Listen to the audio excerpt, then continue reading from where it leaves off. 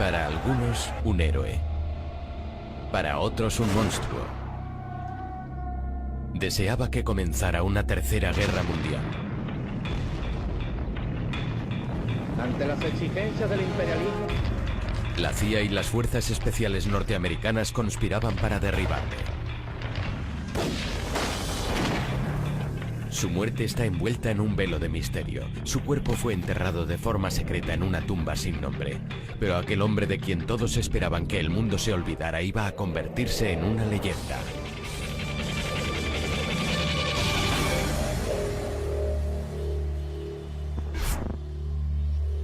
Che Guevara, vida de un rebelde. Jóvenes y revolucionarios de todo el mundo le veneran como a un gran personaje. Su rostro aparece en millones de camisetas, pero el Che Guevara auténtico no era una imagen bidimensional, sino un hombre muy complejo y con un objetivo determinado. El Che consideraba que formar parte de una guerrilla era la máxima expresión del género humano. Alguien a quien se prepara para sacrificarse por un ideal, en este caso por la causa del marxismo-leninismo, como solución para los males de la humanidad. Y el único modo de cambiar por completo el orden mundial dominado por el capitalismo yanqui. John Lee Anderson, en su biografía Che Guevara, una vida revolucionaria, explora al hombre que hay detrás del mito. En primer lugar, quería averiguar qué había llevado al hijo de una antigua y acomodada familia argentina de clase media, con todo a su favor en la vida, a abandonar una existencia cómoda y convertirse en el revolucionario más famoso e implacable de su época. 14 de mayo de 1928. Che Guevara nace como Ernesto Guevara de la Serna en la ciudad de Rosario, Argentina. El padre del Che era Ernesto Guevara Lynch. Su madre Celia procedía de una ilustre familia española. en Altagracia y en general en Buenos Aires también. Carlos Figueroa es un... Altagracia, que eran, podían ser Cádiz, o hijos de choferes, o hijos de caseros. No hacían absolutamente ni... El mayor de los 4 hijos, Ernesto, padece asma crónica, una enfermedad que le importunaría toda la vida. La familia se traslada a Altagracia, una ciudad en la montaña, esperando que su clima seco mejore la afección de su hijo. En Altagracia, Ernesto conoce a Calica Ferrer. Cuando éramos jovencitos, aclaro que Ernesto tenía muy mal oído, bailaba, le decíamos que bailara una cosa y estaban tocando. El Ernesto adolescente era famoso por su hipersexualidad. Tuvo su primera experiencia con una sirvienta de la familia. Intentaba seducir a todas las mujeres de cualquier tipo, edad o apariencia.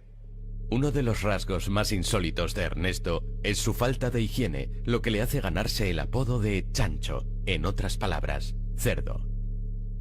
Que él le llamaba la semanera, que la cambiaba una vez por semana.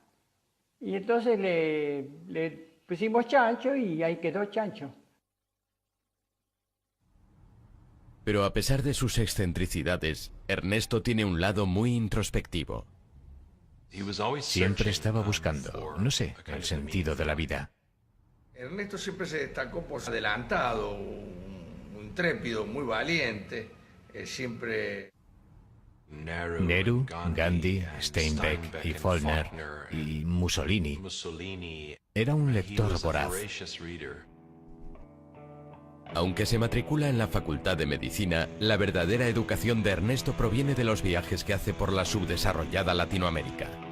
Alberto Granado era un estudiante mayor que él. Le propuso hacer un viaje en moto a lo largo y ancho de Latinoamérica. Se trataba de buscar algo más allá de los privilegiados confines donde habían nacido. Deja aparcada su licenciatura en medicina y el 4 de enero de 1952, Ernesto y Alberto se ponen en camino en una vieja Norton denominada La Ponderosa 2. Lo único que podíamos ver era el polvo del camino, y a nosotros en la moto devorando kilómetros en nuestro viaje al norte. Viajaron hacia la Patagonia y cruzaron Chile, donde la Ponderosa finalmente se agotó. Abandonan la moto y viajan a pie y en la parte de atrás de los camiones y se dirigen a la zona interior de Chile. Subieron al norte para ver la mina de cobre a cielo abierto más grande del mundo, Chuquicamata, que ocupaba un lugar preponderante en la imaginación de los latinoamericanos de aquella época, ya que pertenecía y era explotada por Estados Unidos. Era esa noción de la empresa brutalmente capitalista explotando a los trabajadores locales. Las compañías norteamericanas como Anaconda y Kennecott monopolizan la industria minera de Chile. Las empresas norteamericanas iban a América Latina por dos razones: materia prima barata y sueldos bajos. Para un joven nacionalista e idealista de principios de los años 50, fue muy duro constatar las políticas que Estados Unidos practicaba en Latinoamérica. Vio algo que no había visto antes. Vio el rostro de la miseria. En América, siendo como era Ernesto, realmente le chocó terriblemente. De Chile, Ernesto y Alberto se dirigen a Perú y después siguen hasta Venezuela. Tras 7 meses en la carretera, Alberto decide quedarse en Venezuela, mientras que Ernesto vuelve a Buenos Aires para terminar su último año en la Facultad de Medicina con una nueva conciencia social. Todo este recorrido por nuestra América, con A mayúsculas, me ha cambiado más de lo que esperaba. Cuando terminó me dijo, viste, vos no me creías, me acabo de recibir del médico, preparémonos que nos vamos ya de viaje. Ese es el último viaje de acá de la Argentina. Ernesto y Calica se dirigen a Bolivia. En el camino conocen a otros jóvenes viajeros. Conocer, es decir, Ernesto siente gran curiosidad por el fervor político de los estudiantes y la situación en Guatemala, donde el presidente Jacobo Arbenz está intentando provocar una revolución social mediante una reforma agraria. Arbenz intentaba nacionalizar las tierras no aprovechadas de las grandes empresas norteamericanas de plátanos y frutas, especialmente United Fruit. Por supuesto, la compañía United Fruit estaba muy vinculada a la administración Eisenhower. El secretario de Estado John Foster Dulles había pertenecido al Consejo de Administración de United Fruit y además era el hermano de Alan Dulles, director de la CIA. United Fruit pagó a un cualificado especialista en relaciones públicas para que fomentara el temor a una amenaza comunista en Guatemala, este pequeño y empobrecido país. 24 de diciembre de 1953. En medio de este ambiente cargado, Ernesto llega por primera vez a Guatemala. Muy pronto le presentan a una mujer peruana llamada Hilda Gadea. Hilda se enamoró perdidamente de él de inmediato. Incluso llegó al punto de empeñar algunas de sus joyas para pagar el alojamiento de Ernesto, y finalmente comenzaron a dormir juntos. Ernesto conoce a través de Hilda a los seguidores de un abogado cubano de 26 años, Fidel Castro.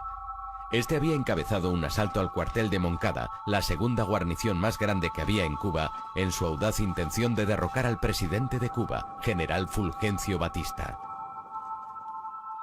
Muchos de los que asaltaron el cuartel eran estudiantes, exestudiantes, trabajadores, emprendedores, y muchos fueron torturados hasta la muerte, y los que sobrevivieron, incluidos Fidel Castro y su hermano, fueron encarcelados. Castro tiene que cumplir 15 años de sentencia, pero Ernesto está profundamente impresionado con aquellos hombres. A diferencia de sus amigos cubanos, Ernesto no está comprometido con ninguna causa o ideología, pero la destitución de Arbenz, el presidente de Guatemala, cambia sus puntos de vista. El primer golpe de Estado en Latinoamérica patrocinado por la CIA tuvo lugar en Guatemala en 1954. Digamos que el ejército se asustó y se le dijo a Arbenz que dimitiera. Y eso fue lo que hizo. El 27 de junio de 1954 sube al poder Castillo Armas.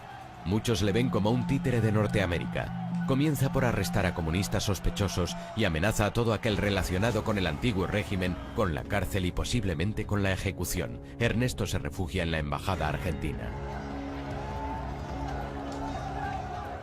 terminó por convencerse de que los Estados Unidos eran, tal como los denominó después, el enemigo de la humanidad. Jacobo Arbenz Guzmán sucumbió antes del frío, agresión premeditada de Estados Unidos, escondida tras una cortina de humo de propaganda continental. Ahora, Ernesto se considera marxista. El comunismo parecía ofrecer un futuro y una ideología lista para aplicar en una nueva sociedad que podría surgir de las cenizas de la antigua. Ernesto Guevara se fue de Guatemala convertido en un individuo radicalizado, en busca de una revolución en la que poder luchar. En septiembre de 1954, como muchos otros izquierdistas, Ernesto se dirige a México, donde el expresidente Cárdenas había nacionalizado los yacimientos de petróleo en la década de los 30. México tenía una posición histórica como uno de los países en la órbita de Estados Unidos, pero a finales de siglo supo hacer frente al imperialismo yanqui. Ernesto se vuelve a poner en contacto con sus amigos cubanos, que le presentan a Raúl Castro, quien tras cumplir 22 meses de cárcel por su papel en el asalto de Moncada, va a México e intenta reconstruir la organización de su hermano mayor, Fidel. Se cayeron bien. A diferencia de Fidel, que estaba aún en prisión, era marxista. Batista tiene que rendirse ante la presión internacional y deja en libertad a Fidel Castro, que solo había cumplido 2 años de sentencia. También Fidel se dirige a México. Castro había intentado derrocar la dictadura por la fuerza de las armas en aquel loco asalto al cuartel de Moncada, asalto que muchos consideraron un acto temerario.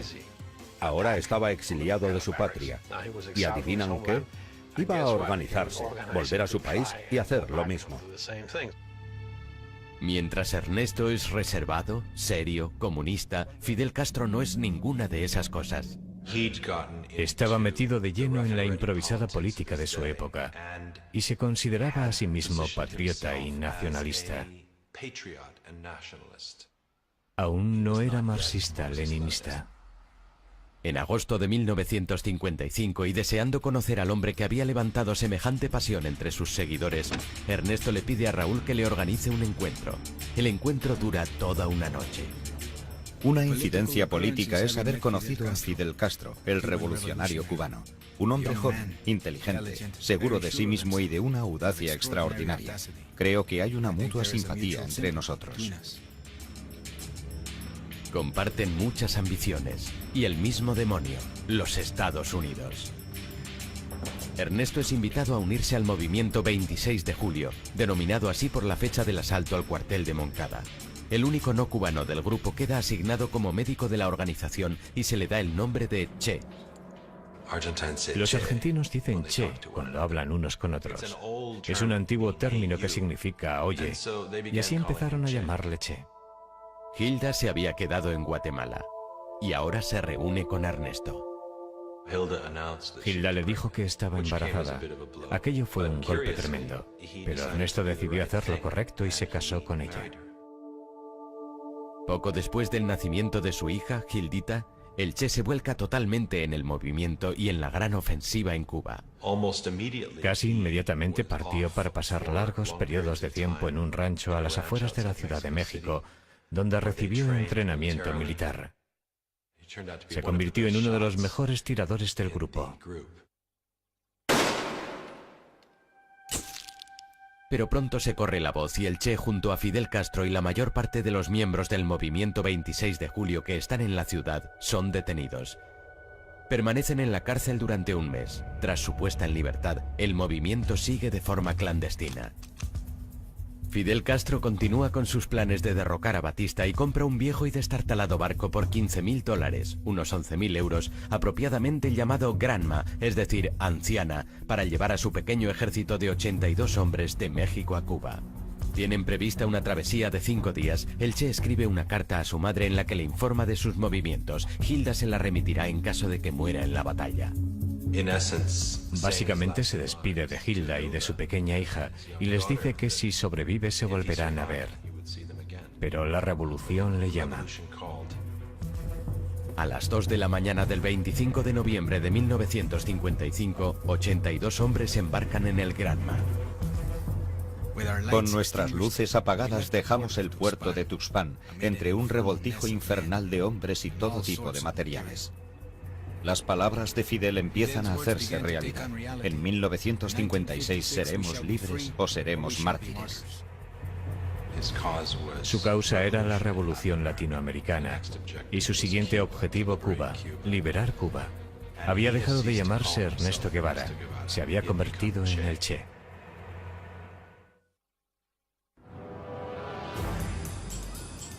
El 25 de noviembre de 1955, un Che Guevara de 27 años emprende junto a Fidel Castro y otros 80 hombres una expedición armada para derrocar al presidente de Cuba, Fulgencio Batista.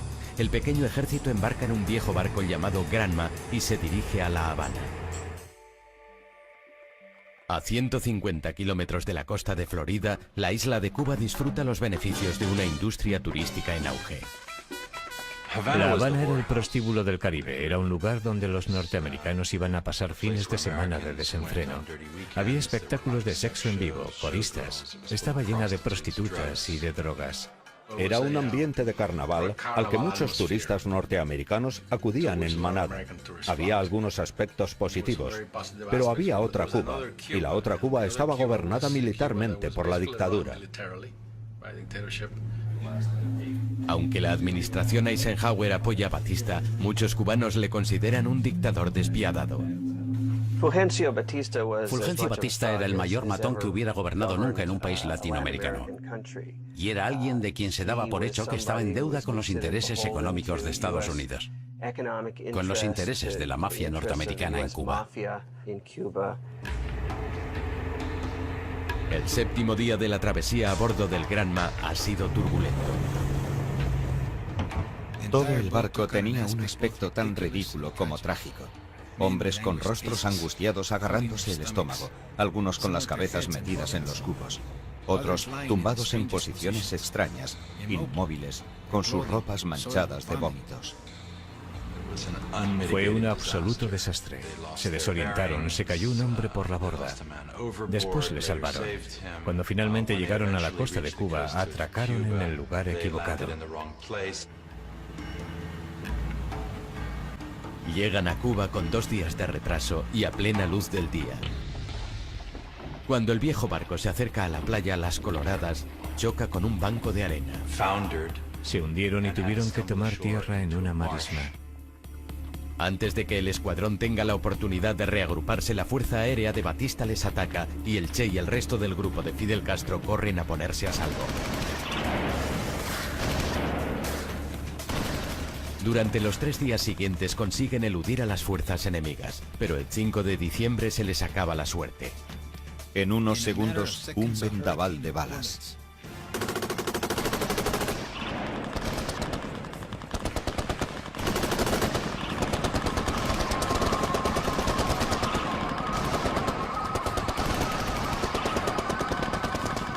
Esto solo aumentado por las escenas dantescas y grotescas. Un robusto guerrillero intentando esconderse tras el tronco de una caña de azúcar y otro, sin saber por qué, pidiendo a gritos silencio en medio del tremendo alboroto. Más de 2/3 fueron masacrados de inmediato. El Che resultó herido en el cuello. En una fracción de segundo tuvo que elegir entre llevarse su rifle y munición o su botiquín de primeros auxilios. Dejó el botiquín y cogió la munición. Cuando el Che se reúne finalmente con Fidel Castro y el resto del grupo, se quedó impresionado al ver los pocos que quedan del grupo. Solo 17 de los 80 hombres a bordo del Granma sobrevivieron. Entre ellos el Che y los hermanos Castro, Fidel y Raúl. La invasión fue tal desastre que en las primeras informaciones se decía que Fidel y el Che habían muerto. Fidel Castro, el Che y los otros se reagrupan y se dirigen hacia la cadena montañosa de Sierra Maestra. Sierra Maestra era la cordillera más cercana a la costa donde habían desembarcado.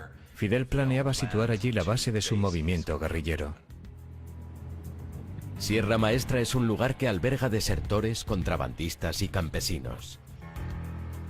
En aquellos momentos ni yo, ni los campesinos de la zona teníamos conocimiento de que existían movimientos. A los 16 años, Dariel Ramírez, apodado Benigno, trabajaba en la granja de su padre en Sierra Maestra. Y la edad que yo tenía en aquellos momentos iba a los 17 años. Recelan de aquellos extraños en las montañas. ¿Quiénes son estos extraños barbudos y malolientes que llevan armas y que han importunado nuestras vidas de forma tan ruidosa? Fidel Castro intenta convencer a los campesinos para que se unan a él y a sus hombres. Decidió que tenía que convencer a los campesinos de que él iba a llevar a cabo una reforma agraria. Y lo consiguió robando vacas a los terratenientes, liberándolas y transfiriéndolas a las zonas de los campesinos. Aquello era un movimiento popular equitativo. Castro decide que ha llegado el momento de que se oiga la presencia rebelde y planea atacar un puesto militar en la zona. El Che se dirige a su primera batalla. El 22 de enero de 1957 los rebeldes tienden una emboscada a una patrulla militar.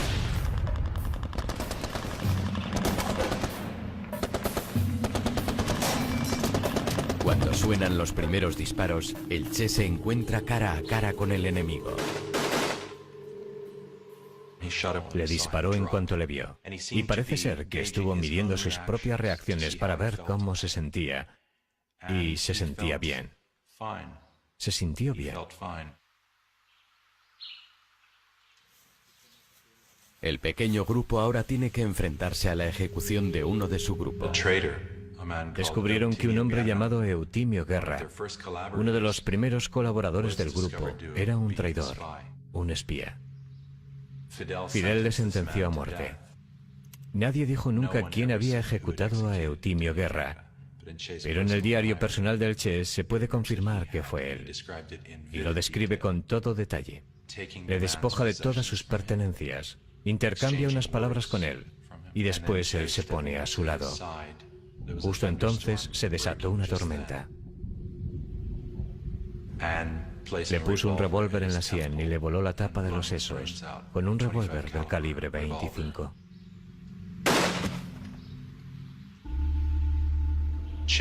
El Che, como médico, inspeccionó la entrada y la salida de la herida y escribió que había dormido bien después de lo que había hecho.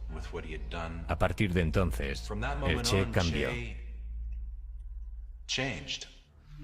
La guerra es dura, y cuando el enemigo estaba intensificando su agresividad, uno no podía tolerar ni siquiera la sospecha de una traición. Desconozco el número total de los ejecutados por Che Guevara, pero ciertamente fueron muchos.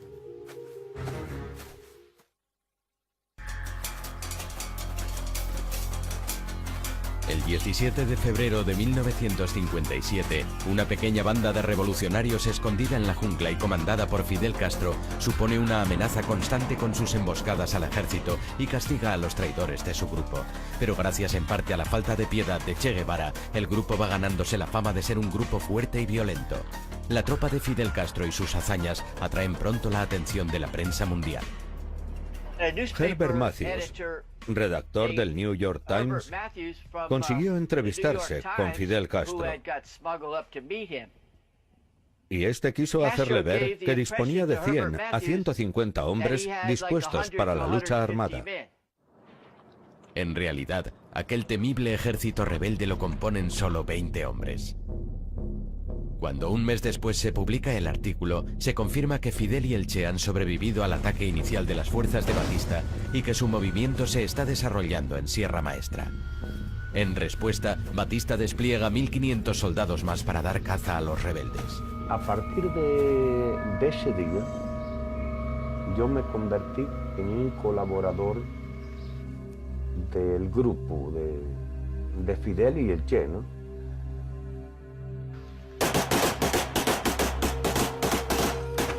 Que ya tenía confianza con ellos.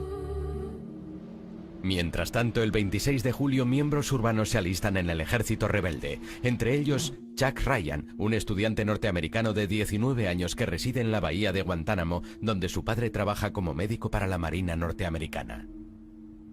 Teníamos mucha relación con los cubanos. Éramos todos amigos.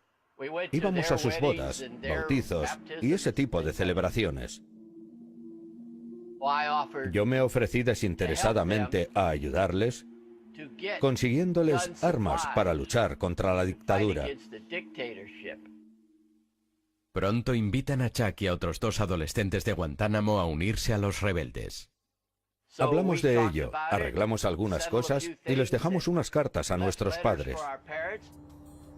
Los jóvenes norteamericanos y otros 50 nuevos reclutas son conducidos a Sierra Maestra. Una de las primeras personas que conocieron fue el Che. Creo que enviaron al Che porque muchos de los hombres que venían con nosotros se encontraban bastante mal. Estaban muy cansados, completamente desfallecidos. Y es que tardamos 30 horas en subir aquellas colinas, cargados como íbamos. Hay otros voluntarios norteamericanos. Uno de ellos es el joven de 18 años, Don Soldini. Se calcula que todo el ejército rebelde, incluyendo a Fidel, Che, Raúl y mi grupo, consistía en 300 hombres. La vida en el campamento rebelde no es fácil. Mis botas no tenían suelas. Comíamos cuando podíamos. A veces no teníamos agua. Anduvimos unos 300 kilómetros por las montañas. Yo tuve disentería y en fin. En las selvas de Cuba los rebeldes son vulnerables a todo tipo de problemas de salud que el Che trataba. Teníamos las piernas infectadas por picaduras de mosquitos. Y él nos atendía, nos quitaba las postillas y nos aplicaba sulfamida. A los hombres les daba un poco de miedo que les tratara el Che. Le llamaban Doctor Sacamuelas. Era bastante brusco. Y no era famoso precisamente por su delicadeza. Además de sus funciones como médico, el Che demuestra reiteradamente su valía en el campo de batalla. Se dice que en más ocasiones que Fidel. El Che trataba siempre de poner en práctica la teoría del comunismo. Ir los comestibles, los alimentos por partes iguales.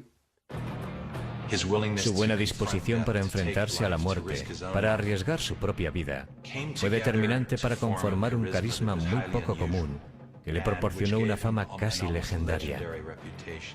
Se reveló como un hombre a quien los otros temían y además respetaban y admiraban. Viendo lo bien que el Che se conduce en batalla, el 12 de julio de 1957 Fidel Castro le asciende a comandante y le asigna el mando de su primera unidad militar, de 75 hombres, denominada Columna número 4.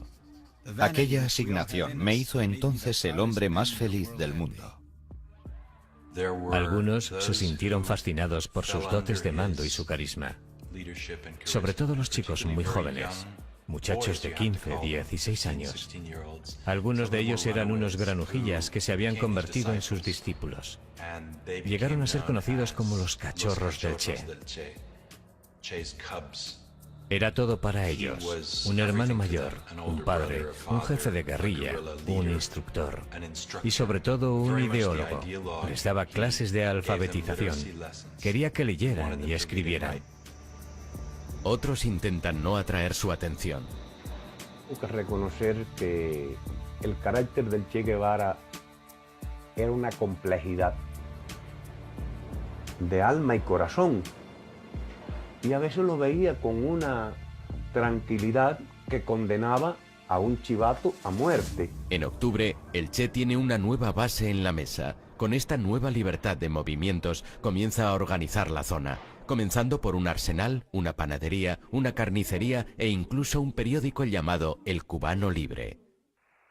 En febrero de 1958 comienzan a emitir mensajes desde su propia emisora de radio, Radio Rebelde.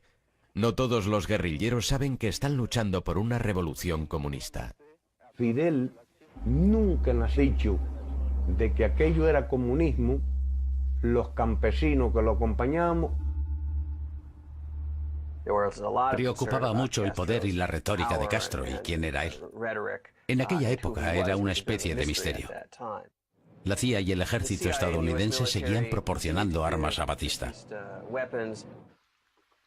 Las tropas de Batista baten Sierra Maestra, pero aún así los rebeldes juegan con ventaja al ganarse el inestimable apoyo de la población local. El ejército de Batista estaba contra las cuerdas y Fidel eligió al Che para llevar la guerra al norte. Tras 18 meses en Sierra Maestra, es el momento de extender la guerra a otras partes de Cuba. Che Guevara y su columna marchan 600 kilómetros hacia la provincia de Las Villas, estratégicamente situada cerca de Santa Clara y la cuarta ciudad más grande de Cuba, a solo 4 horas de La Habana. A finales de 1958 conoció a Aleida March. Ella apoyaba el movimiento del 26 de julio.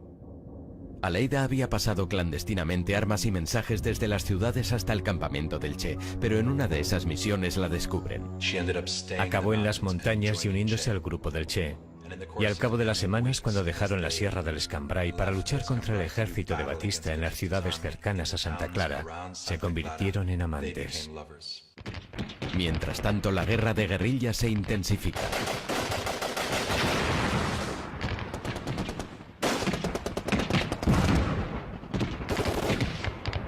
Fidel Castro y su ejército rebelde, formado ahora por unos 800 hombres, comienzan a trasladarse a la provincia de Oriente. Mientras, el Che ataca cuarteles del ejército utilizando tácticas psicológicas de la guerrilla para ahuyentar al enemigo.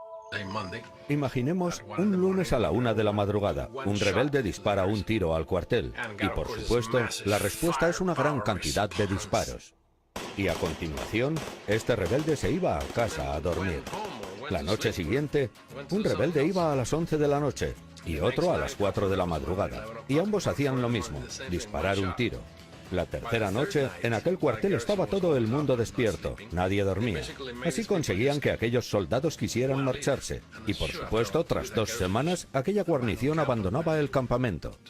Te encuentras en una situación en la que piensas que el enemigo es superior, y eso no puede ser muy bueno para la moral de la tropa, lo que definitivamente afectó al ejército de Batista. El 27 de diciembre de 1958, Fidel Castro ordena al Che que ataque Santa Clara, el último bastión de Batista, con 340 guerrilleros, para luchar contra una fuerza enemiga 10 veces mayor. Los guerrilleros estaban instruidos, sabían lo que estaban haciendo, sabían que tenían un buen comandante, tenían al Che.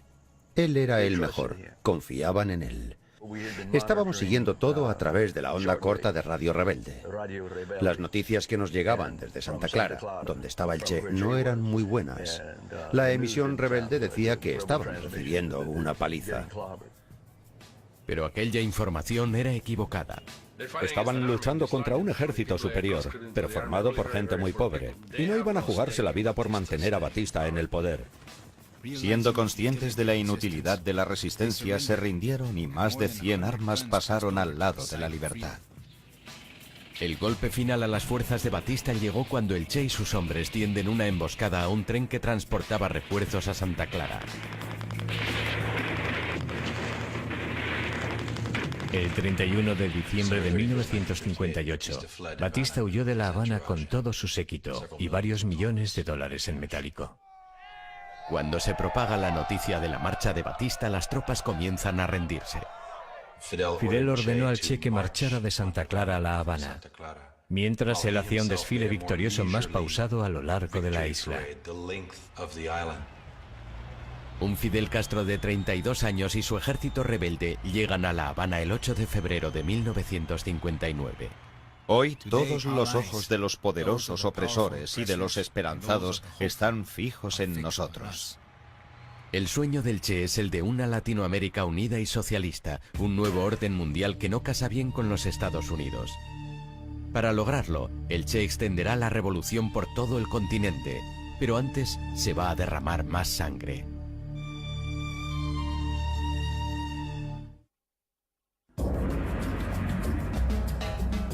...2 de enero de 1959, La Habana, Cuba. Tras 2 años de guerra contra las fuerzas del presidente cubano Fulgencio Batista, una guerrilla comandada por Fidel Castro y por Che Guevara se ha hecho con el control de Cuba. En La Habana, la tarea del Che va a consistir en respaldar al nuevo gobierno revolucionario en el poder, controlando y purgando todo tipo de oposición. Mientras el presidente Fulgencio Batista huye de Cuba derrotado, Fidel Castro y su ejército rebelde hacen una entrada triunfal en La Habana. Nos recibieron como libertadores. La gente corría de aquí para allá con botellas de ron. La gente se volvió loca. Aquello fue una cosa muy bonita, fue una experiencia maravillosa, que creo que por primera vez en la vida se ha visto al pueblo de Cuba todo unido. Tras 2 años viviendo en las montañas, los rebeldes no tienen fuerzas para resistirse a las tentaciones de La Habana.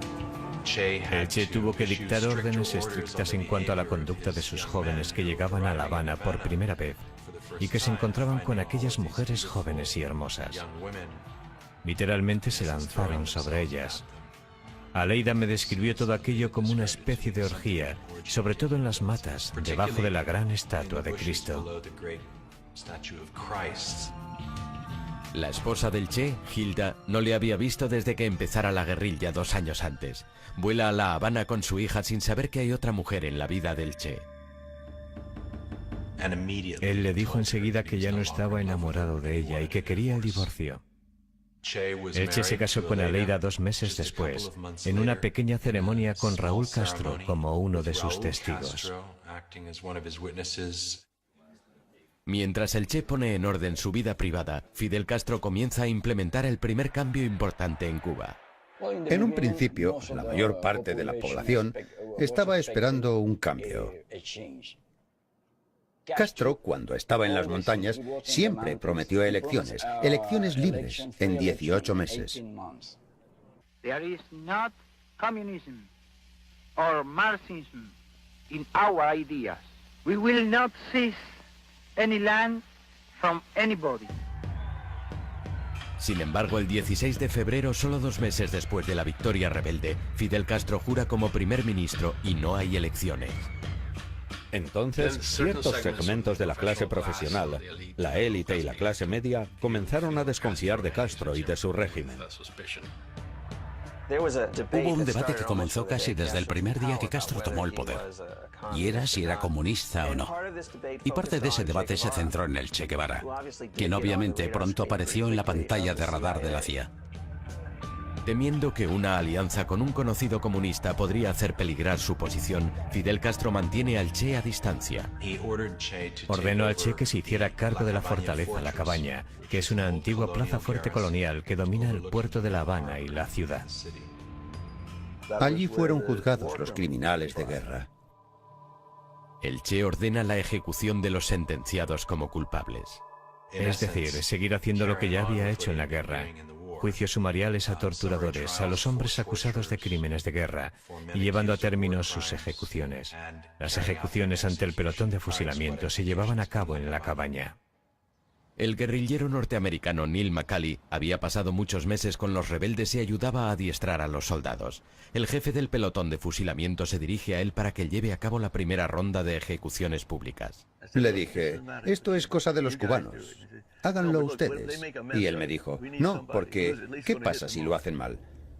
Necesitamos a alguien que al menos dé en el blanco. Me convenció. No me importaba. Iba a disparar a aquellos tipos con mucho gusto. Así que me acerqué, me puse al mando del pelotón de fusilamiento, les dirigí y le maté. Después acercaron al siguiente y también le maté.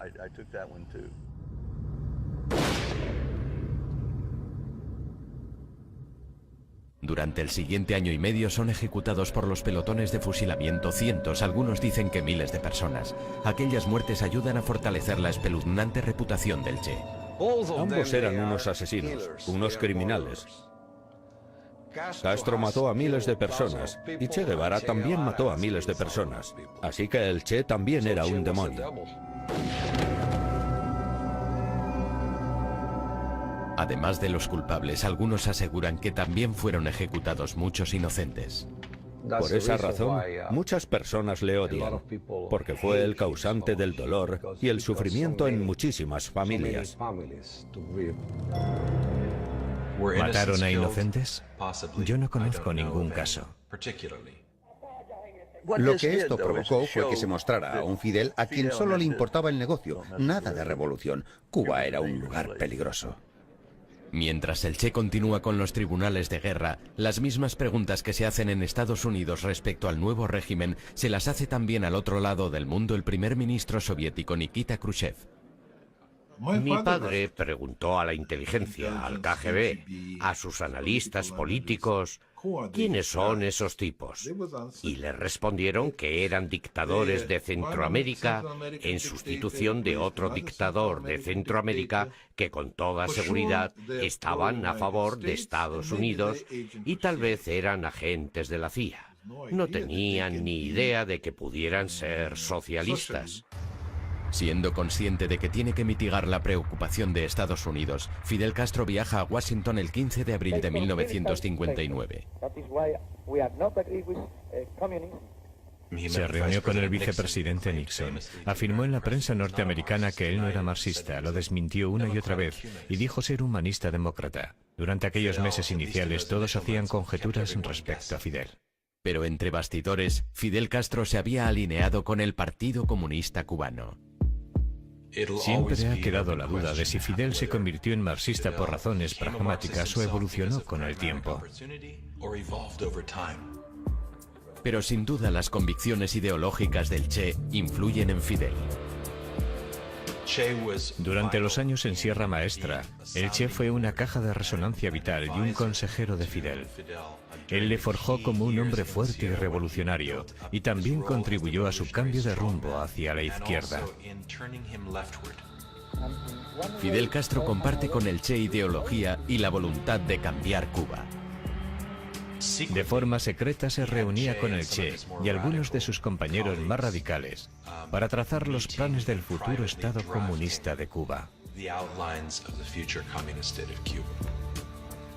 El gobierno comienza a preparar la reforma agraria cubana, ley que promulga la confiscación de la propiedad privada.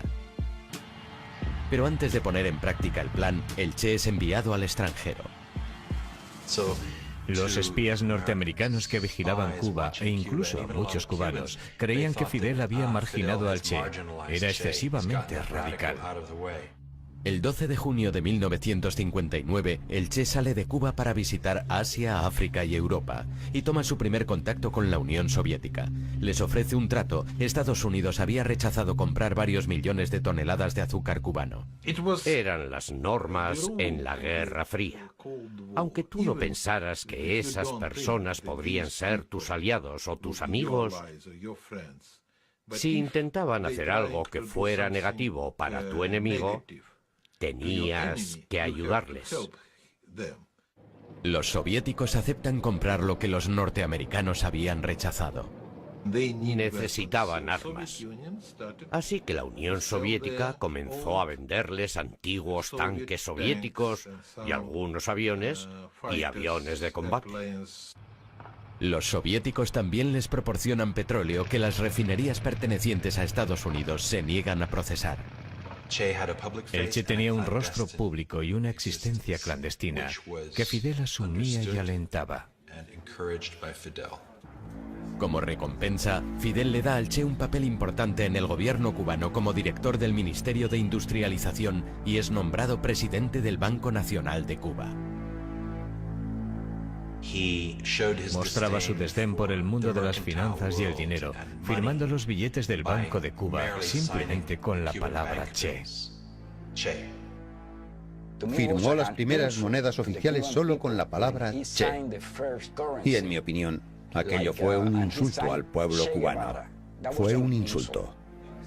La estructura capitalista de Cuba está llegando a su fin. Castro bajó el nivel de vida de Cuba, por lo que, en vez de hacer más ricos a todos, hizo muchísimo más pobres a todos.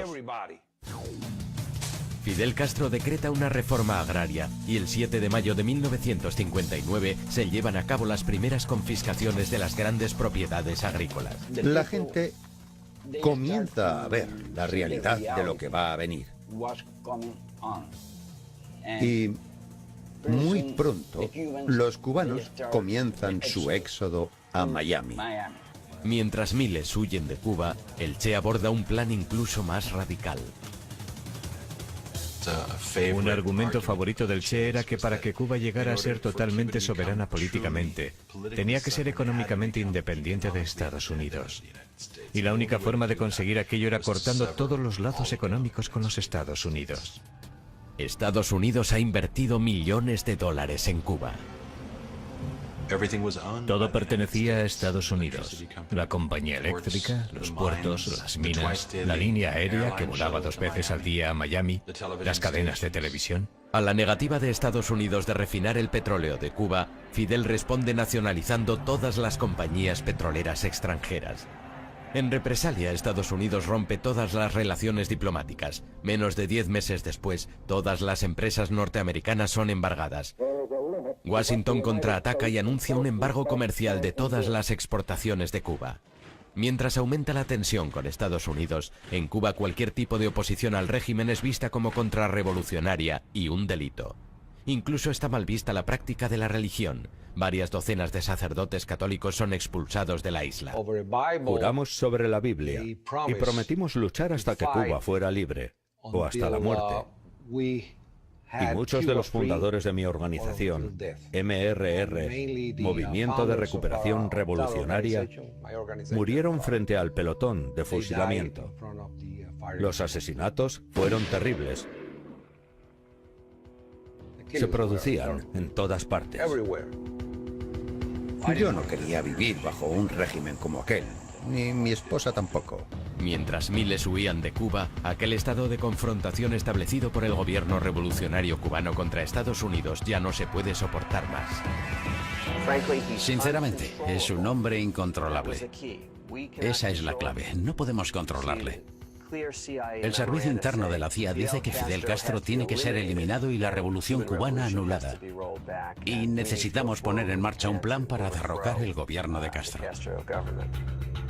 Mientras la visión del Che de una Cuba socialista se hace realidad, el presidente Eisenhower mantiene reuniones a puerta cerrada. Ha llegado el momento de la acción. Está a punto de empezar una guerra secreta. Al año de la llegada al poder de Fidel Castro, la economía capitalista de Cuba se ha desmoronado. Che Guevara está directamente implicado en la confiscación de la tierra. Se nacionalizan los intereses extranjeros. Miles de cubanos huyen del país. Se cortan las relaciones con Estados Unidos y Cuba se pone al lado de la Unión Soviética. Norteamérica toma medidas. Se le presenta un plan al presidente Eisenhower y él lo firma. Se pone en marcha un programa de operaciones encubiertas para invadir Cuba. Estados Unidos respondió a la radicalización de Cuba desarrollando su mayor base de la CIA en Miami y recluta a miles de exiliados cubanos como colaboradores. Uno de los nuevos reclutas era un joven llamado Félix Rodríguez. Nacido y criado en Cuba, Félix huye con su familia a Miami tras la llegada al poder de Fidel Castro. Me enteré de que había campos de entrenamiento para ir a luchar contra Castro, así que me apunté. Tenía 18 años. Los exiliados cubanos se entrenan en Guatemala bajo la dirección de la CIA, y un pequeño grupo es enviado a Cuba. Nuestro equipo se infiltró en Cuba antes de la invasión para trabajar con la resistencia. En Estados Unidos, John Fitzgerald Kennedy jura su cargo como presidente el 20 de enero de 1961. En su primera reunión, el director de la CIA para la zona occidental le dijo: a no ser que elimine a Fidel Castro, a Raúl Castro y al Che Guevara como parte de ese plan, no va a ganar nunca. Este asunto va a ser interminable. Kennedy está de acuerdo. No solo apoyará el plan de la CIA para invadir Cuba, sino también las conspiraciones de asesinatos de la CIA. Así pues, en agosto de 1960, un alto oficial de la CIA llamado Richard Weissel autorizó a la CIA crear pastillas venenosas que serían enviadas a los contactos de la mafia dentro de Cuba y, de algún modo, colocadas en la comida de Fidel. Aunque los intentos de asesinato son fallidos, el plan para invadir Cuba comienza el 15 de abril de 1961. En el curso del enfrentamiento, Fidel finalmente se mostró tal como era en realidad y anunció que era socialista marxista-leninista y que en lo sucesivo el régimen iba a ser aliado de la Unión Soviética. Fidel Castro asigna al Che el mando del ejército occidental de Cuba, pero la invasión comienza en el sur, en una zona llamada Playa Girón, en la bahía de Cochinos. Cuando el ejército formado por cubanos exiliados, conocido como Brigada 2506, se aproxima a la isla el 17 de abril de 1961, sus barcos son hundidos por la Fuerza Aérea Cubana. Se esperaba alguna ayuda, como una ayuda aérea o de la Marina, pero esa ayuda no llegó. Durante 48 horas aquel ejército fue severamente castigado. El Che estaba lejos de la acción, pero todos atribuyeron la victoria sobre los norteamericanos a él y a Fidel Castro. Eran unos héroes en las escuelas, en las universidades y también para los líderes de la Unión Soviética. Para el nuevo presidente norteamericano, la invasión es un desastre. Hubo un famoso encuentro entre Che Guevara y un asesor de Kennedy llamado Richard Goodwin. Lo primero que le dijo a Goodwin fue: gracias por lo de la bahía de Cochinos. Ayudó a consolidar nuestra revolución. Antes de la invasión éramos un joven gobierno fragmentado. Pero después nuestra victoria y el fervor nacionalista que se despertó nos ha permitido avanzar realmente y de forma mucho más firme que antes. Aquella invasión fue un fracaso en todos los sentidos. Fidel Castro y el Che están convencidos de que Norteamérica les invadirá de nuevo y buscan protección en los soviéticos. Mi padre decía, no podemos proteger Cuba utilizando fuerzas convencionales, así que tenemos que ser muy rotundos. Aquel que invada Cuba se verá metido en problemas porque nosotros vamos en serio. La última discusión acerca de desplegar misiles en Cuba tuvo lugar entre el Che y Khrushchev. Muy pronto son detectados misiles soviéticos en Cuba. Es una época muy peligrosa. Fidel Castro y el Che conminan a los soviéticos a lanzar los misiles en caso de una invasión terrestre norteamericana.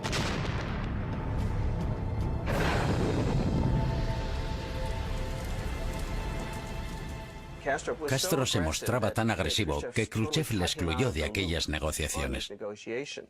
Sin consultar con Castro ni con el Che, Khrushchev hace un trato con Kennedy. Norteamérica no invadiría Cuba y nosotros nos llevaríamos nuestros misiles. Para Fidel Castro y el Che, aquello es un acto de absoluta traición. Y fue el Che, el primer oficial cubano que se enfrentó a un oficial soviético para leerle la cartilla. Desilusionado con los soviéticos, el Che es consciente de que tiene que buscar otros socios de izquierdas. Encuentra lo que estaba buscando en China. La revolución maoísta era la revolución extrema y Che Guevara pertenecía a ese extremo.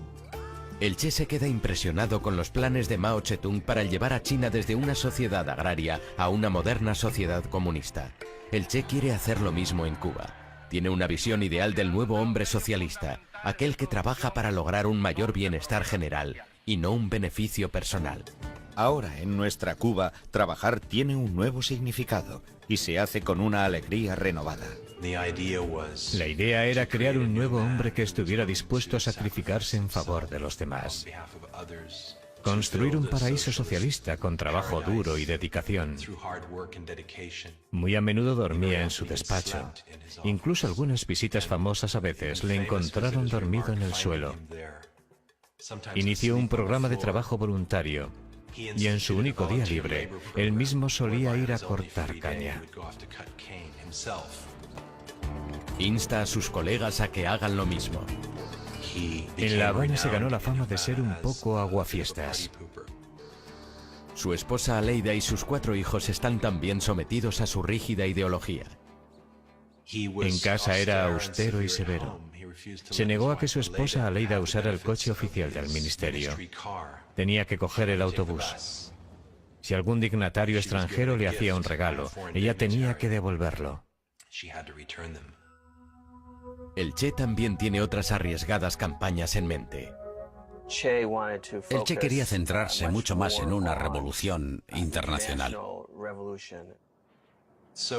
Comenzó a hacer renacer sus esperanzas de extender la revolución socialista a otras partes de Latinoamérica, como una forma de crear un respiro, de abrir un nuevo pulmón para Cuba en el hemisferio. Los soviéticos le veían cada vez más como una especie de radical peligroso y prochino, y plantearon sus críticas a Fidel. El Che es consciente de que la situación en Cuba se está complicando y empieza a pensar en marcharse. El Che se daba cuenta de que Fidel era completamente dependiente económicamente de la Unión Soviética, y él estaba en condiciones de marcharse y revolucionar el mundo socialista. Para lograrlo tendrá que enfrentarse a la Unión Soviética, poner en peligro su relación con Fidel Castro y ponerse a sí mismo en la línea de fuego.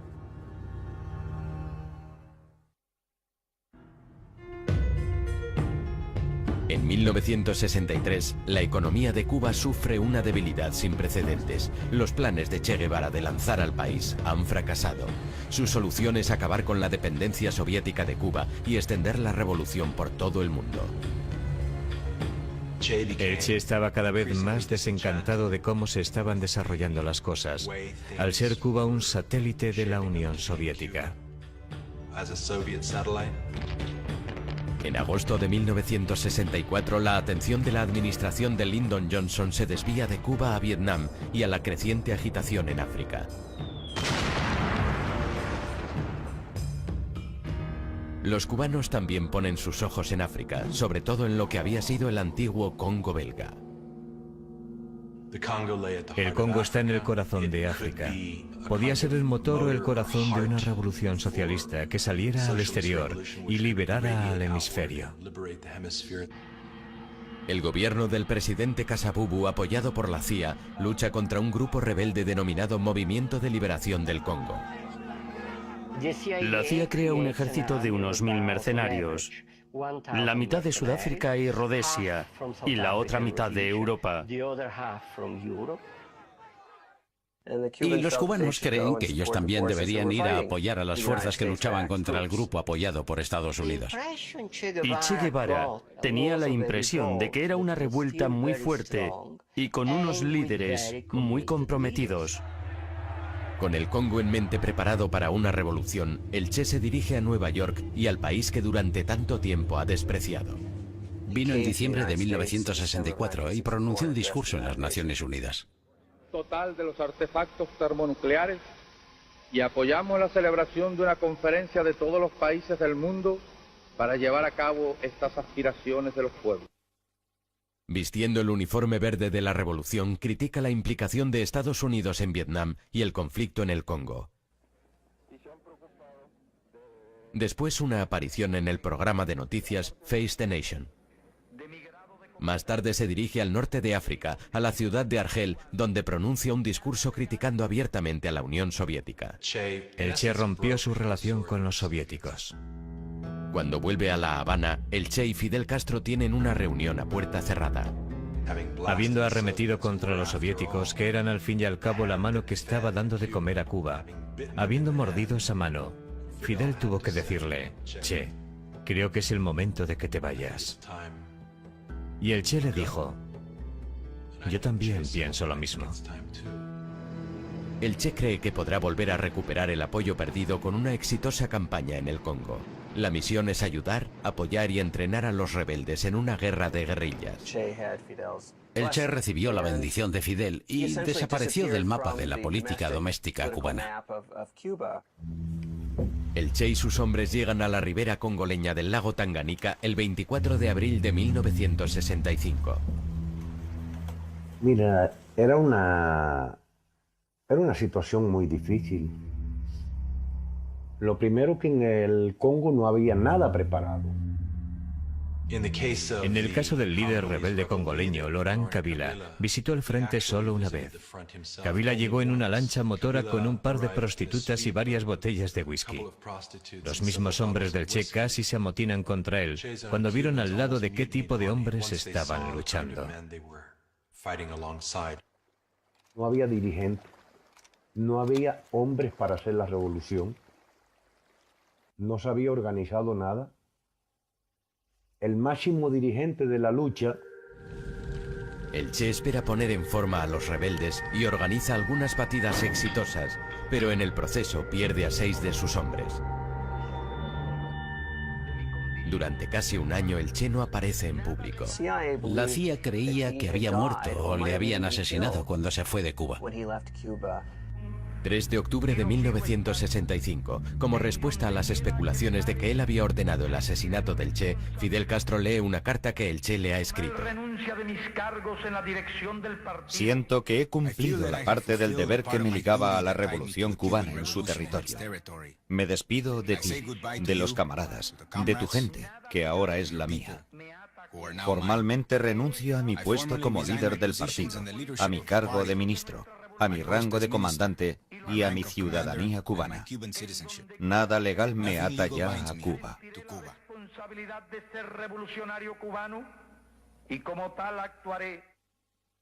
El Che no esperaba que la carta se leyera en público. Y resulta que ya no lo era. Ni comandante de cubano ni de africano, porque de africano no podía ser, porque ya allí no había africano a quien mandar. El Che estaba viviendo un periodo muy negro. También recibió la noticia de la muerte de su madre. Estaba muy unido a su madre. Aquello fue algo realmente duro para él. Cuando el Che llega al Congo, ya llega transformado en otra persona. Ya no es el Che común, no es el Che. A mediados de octubre las fuerzas gubernamentales y los mercenarios avanzan. Su campamento fue prácticamente destruido. La resistencia rebelde se desmoronó y al mismo tiempo el gobierno de Tanzania decide que no va a apoyar más esa guerra. Fidel insta al Che a que abandone la misión y sus hombres vuelvan a casa. El retrato que dieron del Congo fue ignominioso. Así fue como él lo describió, y contentos de haber podido salir con vida. Admitiendo la derrota, el Che se refugia en la embajada de Tanzania y después se traslada a una casa segura en Praga. Fidel le envió emisarios, instándole a recapacitar y volver. El Che se negó. No quería volver a Cuba después de haber dicho que se marchaba. Y si fuera necesario, moriría liderando otras revoluciones en otros lugares. Pasado algún tiempo, Fidel le dijo al Che que había acordado un trato con el líder del Partido Comunista de Bolivia para que el Che fuera allí. No podía dejar escapar aquella oportunidad. En Bolivia el plan del Che es adiestrar a una guerrilla para comenzar una guerra de liberación que podría extenderse por todo el hemisferio. Esperaba desencadenar suficientes fuerzas insurgentes por todo el mundo que pudieran atraer a todo el arsenal norteamericano. Esto les distraería de Vietnam y a la larga toda su potencia se podría tambalear y cambiar el orden mundial de una vez por todas. Estaba intentando comenzar la Tercera Guerra Mundial. Una guerra que eliminará el capitalismo y en su lugar instaurará el comunismo. Si lo hubiera conseguido, habría cambiado el mundo. El Che jamás consideró que podría fracasar.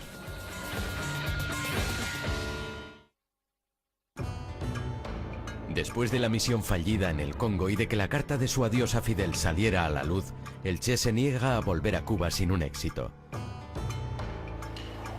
Sus planes de extender la revolución le llevan a Bolivia. Noviembre de 1966. El Che llega a La Paz disfrazado de forma muy convincente. El Che se arrancó los pelos uno a uno. Se creó la identidad de un viajante, un hombre de 50 y tantos años. Se dirige a la base de Nancahuazú, donde se reúne con Loyola Guzmán y otros miembros del Partido Comunista de Bolivia. Era militante de la Juventud Comunista de Bolivia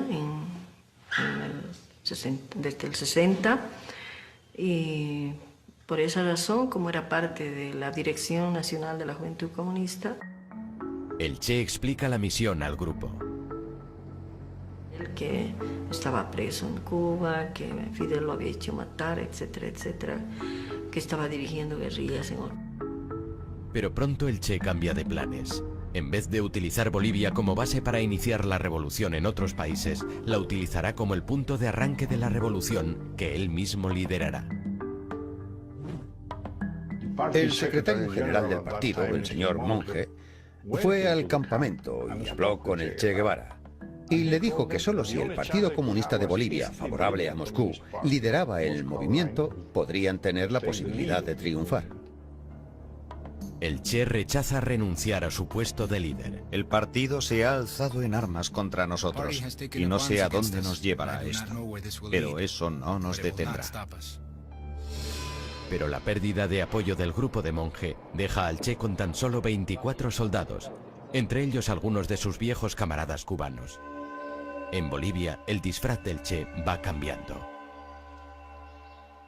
Pues nos habíamos pasado 5 meses entrenándonos. Lo único que no estaba era lo que Fidel nos había prometido. Para empeorar las cosas, el apoyo al movimiento de los campesinos que fue tan importante en Cuba no lo encuentran en Bolivia. Tuvimos una reforma agraria en 1952, así que cada campesino era dueño de su propia tierra.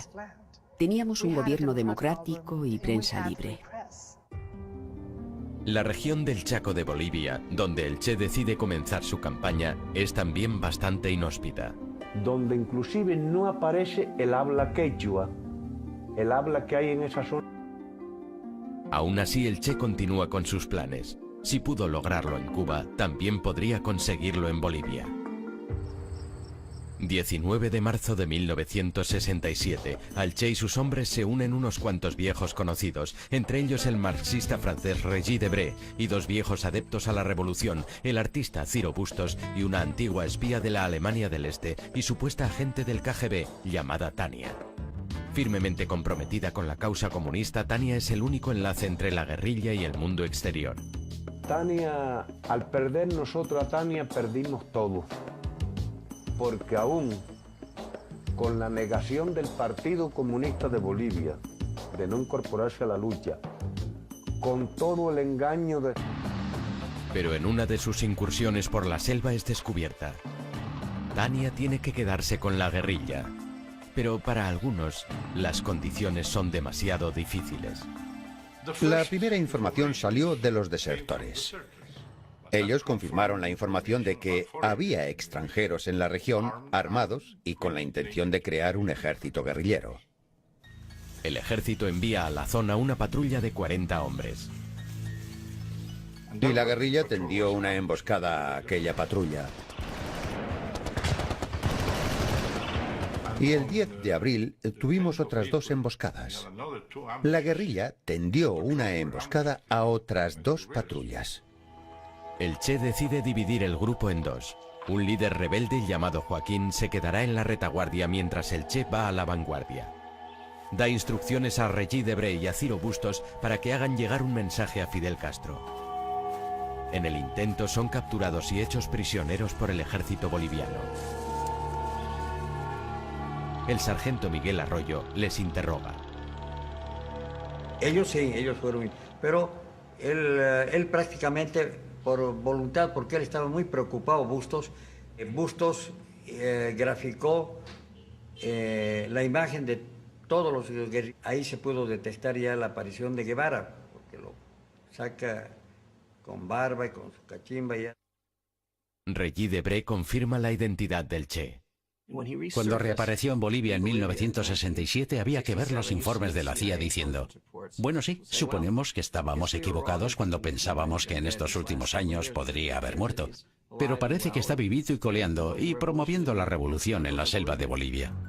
La CIA envía un par de agentes a Bolivia en junio de 1967. Uno de ellos es Félix Rodríguez, el hombre que a los 18 años se había preparado para la Bahía de Cochinos. Se ha ofrecido a asesinar al Che y a Fidel Castro. El gobierno boliviano estaba seguro de que él estaba intentando promocionar la guerrilla en la zona.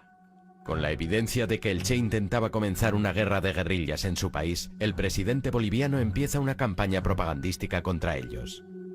Crisis porque no se podía ir a comprarse nada, salir porque aquí no tenemos mercado, teníamos que ir al Chaco a traer.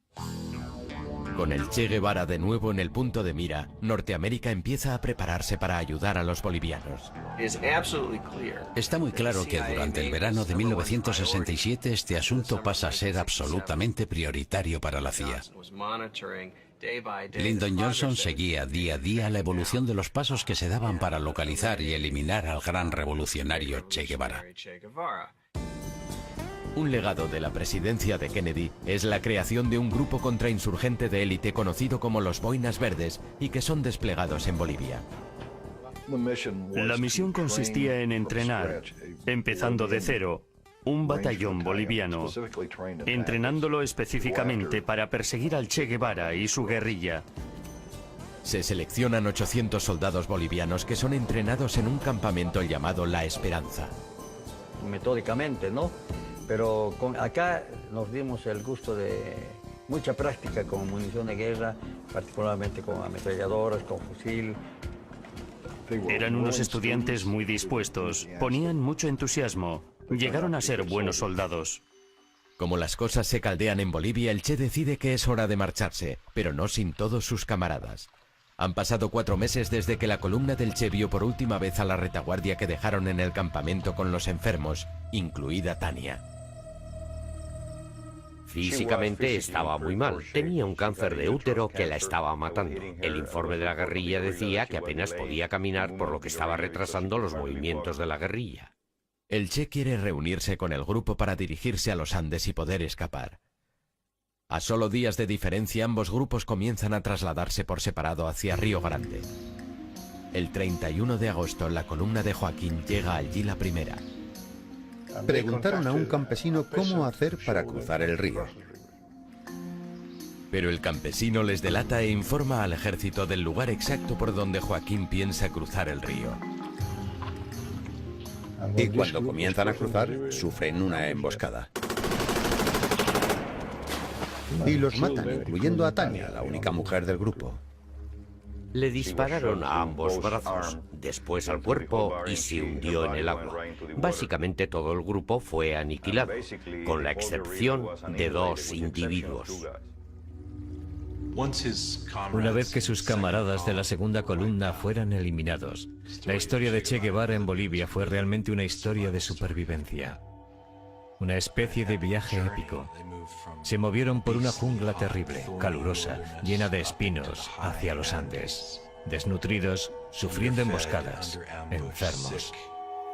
En septiembre, un Che de 39 años y sus hombres han estado moviéndose por la dura jungla boliviana durante 10 meses.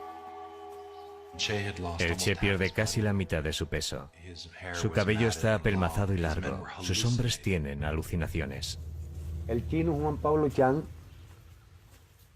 ciego, o sea, miope, sin gafas, se le habían roto. Tenía problemas en sus piernas, no se podía... El Che envía a Benigno a buscar las tan necesitadas provisiones. Cuando se acercaban al pueblo de La Higuera, se encontraron con una emboscada del ejército.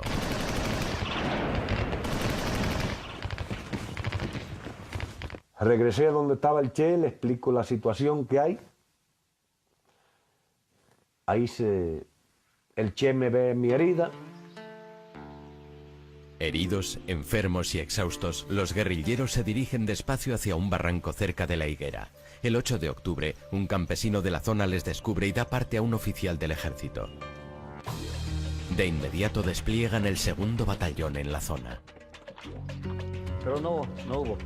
Mientras tanto, yo acá a Valle Grande, y una columna como era tan larga... Tenía unos 70 hombres conmigo. Bajamos a La Higuera y de allí al barranco. Cuando los soldados bolivianos comienzan a descender por las montañas, el Che se da cuenta de que él y sus hombres están atrapados. Tendrán que luchar para poder escapar. Recibimos disparos de los guerrilleros. Murieron 2 soldados, así que empezamos a disparar.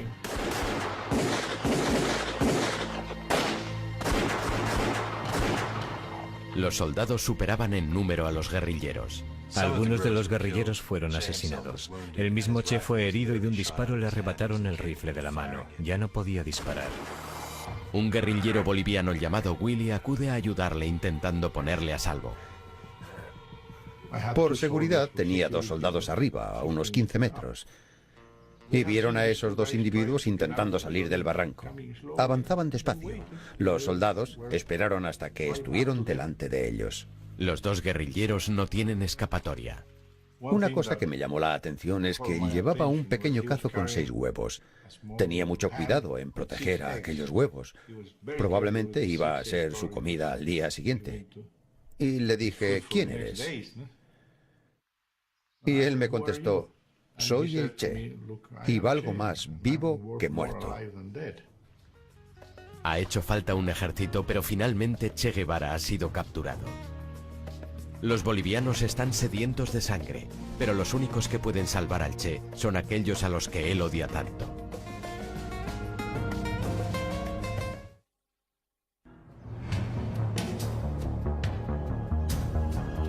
...8 de octubre de 1967... Tras 11 meses huyendo, los sueños de revolución de Che Guevara han terminado de forma sangrienta en la selva boliviana. Que el Che había sido hecho prisionero tratando de ayudar a uno de los compañeros, al chino específicamente. Con la mayor parte de sus hombres muertos, el Che y Willy, un soldado rebelde, son conducidos fuera del barranco. Le dejé un soldado para que se apoyara y fue andando todo el camino. Es una ardua caminata. Se tardan varias horas en llegar a La Higuera.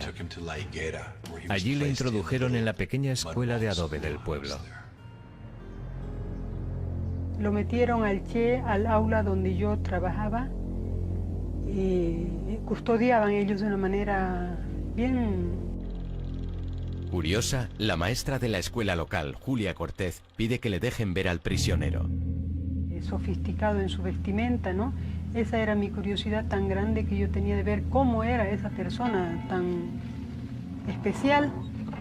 Luego, como estaba un poquito oscuro, iba a salir, pero que no había ese rato a quien preguntar, que tendría que esperar que retorne nuevamente alguien del lugar donde estaban concentrados.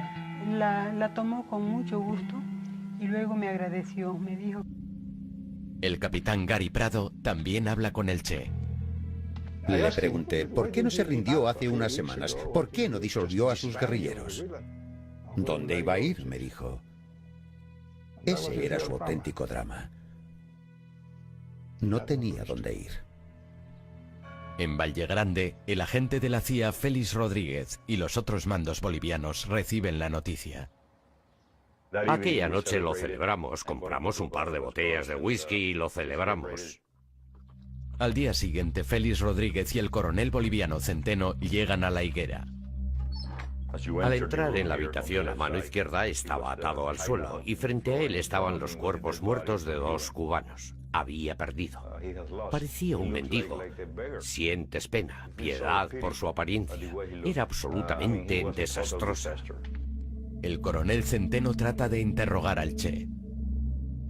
El coronel Centeno fue el que le habló. Yo estaba allí de pie con el otro oficial y el coronel empezó a hacerle preguntas. El Che no le contestaba. El coronel Centeno se puso furioso y dijo: usted es un extranjero, ha venido a mi país y lo menos que puede hacer es contestarme. Félix envía un mensaje diciendo que el Che ha sido capturado. El mensaje tiene que ser enviado a través de la CIA por varios países sudamericanos. Tardará horas en llegar a Washington. Félix vuelve a la escuela para ver si el Che quiere hablar con él. Cada vez que intentaba preguntarle sobre intereses tácticos, con cuántos hombres contaba, de dónde venía, él me sonreía y decía: ya sabe que no puedo responder a eso. Si soy sincero, muchas veces ni siquiera prestaba atención a lo que me decía. En mi cabeza tenía la imagen que tantas veces había visto del hombre en uniforme al lado de Mao Zedong y los líderes soviéticos, y el aspecto que tenía en ese momento. Era una situación muy extraña, una situación única. Félix saca al Che fuera y posa con él para una fotografía. En ese momento pensaba que le íbamos a perdonar la vida. Poco después se oye un tiro en la escuela.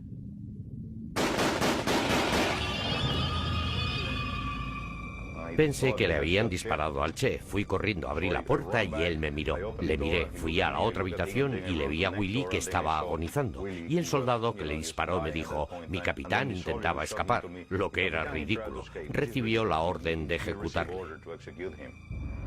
Al final de aquella mañana llega un mensaje del alto mando de Bolivia en La Paz, dirigido al oficial de mayor rango en aquel lugar. El coronel Centeno estaba en el campo, todos los capitanes estaban con él. Allí solo estábamos 2 tenientes y yo. En la higuera yo tenía el rango de capitán, por lo que me llamaron a mí. Los bolivianos tienen un código cifrado. Sabíamos de antes que 500 significaba el Che, 600 muertos, 700 mantenerle vivo. Les pedí que me lo repitieran y lo confirmaron. Era 500-600 del alto mando. Entonces fue cuando recibí la orden 500-600. El coronel Centeno regresa a la higuera. Félix le sugiere revocar la orden. Mi coronel, hay órdenes de sus mandos de eliminar al prisionero. La orden de mi gobierno es intentar mantenerle vivo a toda costa. Tenemos helicópteros y podemos llevarle de aquí a Panamá. Pero los bolivianos no se volverán atrás. El Che es demasiada responsabilidad. Lo quieren muerto. Custodiaban ellos de una manera bien responsable, ¿no? Estaban... La maestra de la escuela, Julia Cortés, aborda a Félix. Entró donde yo estaba y me dijo, mi capitán, ¿cuándo le van a matar? ¿Por qué dice eso? Me mostró la radio y me dijo, en la radio están diciendo que ha muerto a causa de las heridas sufridas en el combate. En ese momento me di cuenta de que no tenía sentido esperar más. Sin noticias de Washington y con el presidente de Bolivia exigiendo la muerte del Che, Félix decide proceder a la ejecución.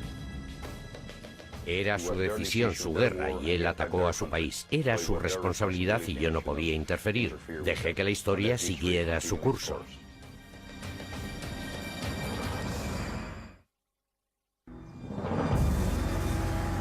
Solo un día después de la captura de Che Guevara, el gobierno boliviano ordena su muerte. Las noticias afirman que ha muerto en la batalla. Encerrado en una celda junto a los cadáveres de sus compañeros, el Che espera su destino. El 9 de octubre, a las 12:30 del mediodía, el agente de la CIA, Félix Rodríguez, entra en la escuela. Estaba sentado en el banco, me quedé de pie frente a él y le dije, comandante, lo siento, lo he intentado. Se quedó blanco como una hoja de papel, pero muy tranquilo me dijo, es mejor así, no deberían haberme capturado vivo. Le pregunté si quería que mandara algún mensaje, si quería algo para su familia. Puede decirle a mi esposa que vuelva a casarse y que intente ser feliz. El Che se levantó. Pensó que Rodríguez iba a matarle en aquel momento. Félix me dijo que abrazó al Che como un gesto hacia un noble enemigo. Después se despidió de él y salió. Rodríguez salió fuera y pidió voluntarios. Mario Terán, un joven sargento, da un paso al frente. Al saber que él iba a ser el ejecutor, me acerqué y le dije, no le dispare por arriba, hágalo por abajo, ya que se supone que ha muerto debido a las heridas sufridas en combate. Terán entra en la escuela listo para ejecutar al líder rebelde. Cuando ve a Terán entrar en la habitación, sabe que aquel es el hombre que le va a matar. Cuando uno mira a los ojos de su asesino, sabe que va a morir. Cuando Terán entra, el Che le dice, dispara, cobarde, solo vas a matar a un hombre. En otras palabras, no vas a matar mis ideas. Terán disparó varios tiros. Parece que el primero le hirió en un brazo. Cayó al suelo y se mordió una mano para evitar gritar de dolor.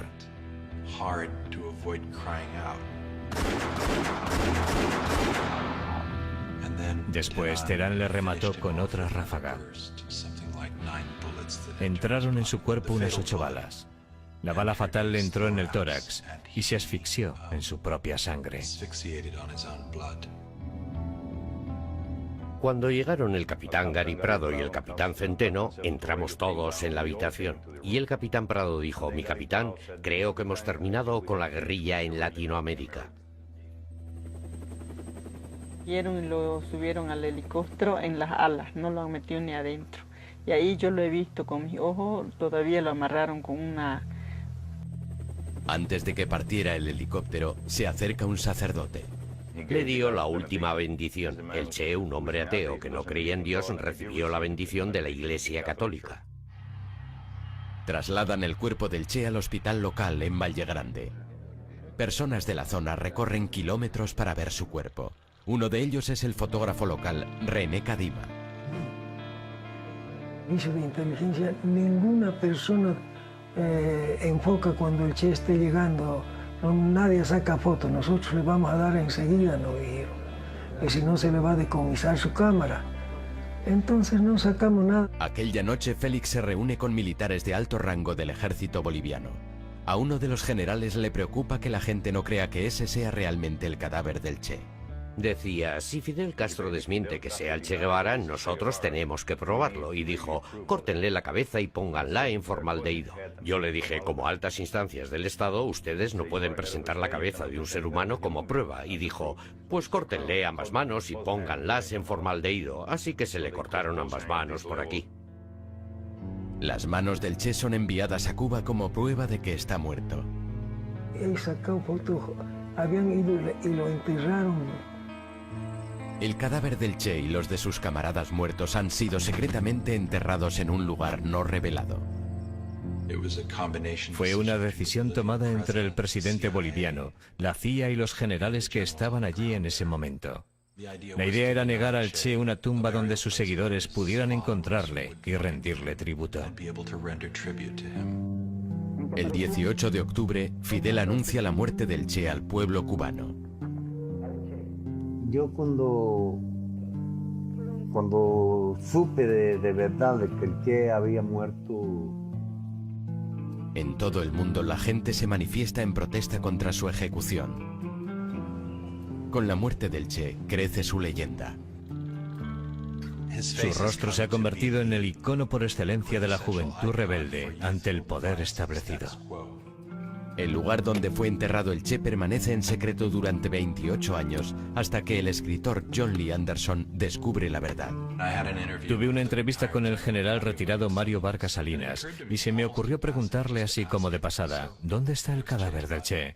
Aunque yo supiera que era un secreto militar. Valle Grande.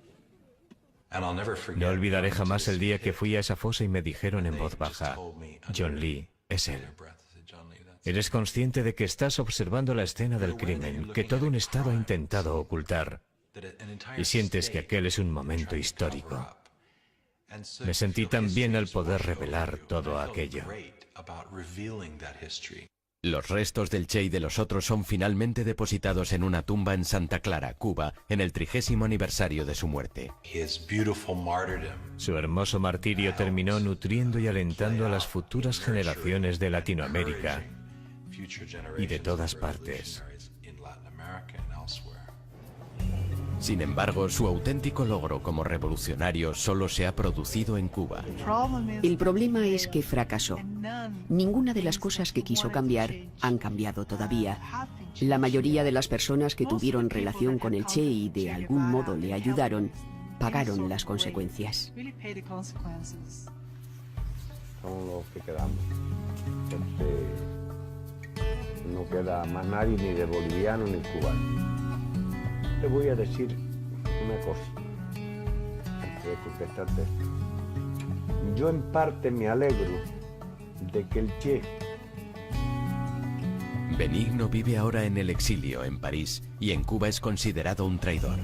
El Che sigue siendo recordado en Bolivia. Su presidente socialista, Evo Morales, es un crítico de los Estados Unidos.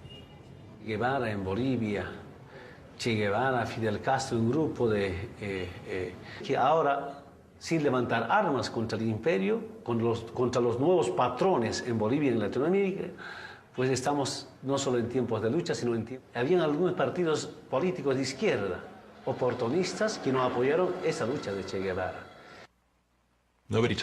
Actualmente ya nadie habla de la guerra de guerrillas. Es todo terrorismo.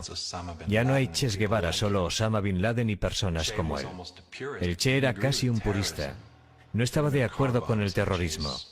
En la guerra del Che no había coches bomba. No había terroristas suicidas. Había una idea de sacrificio noble. En definitiva, el Che era una paradoja. Era alguien con cuya indignación social y pasional puedo identificarme y entender.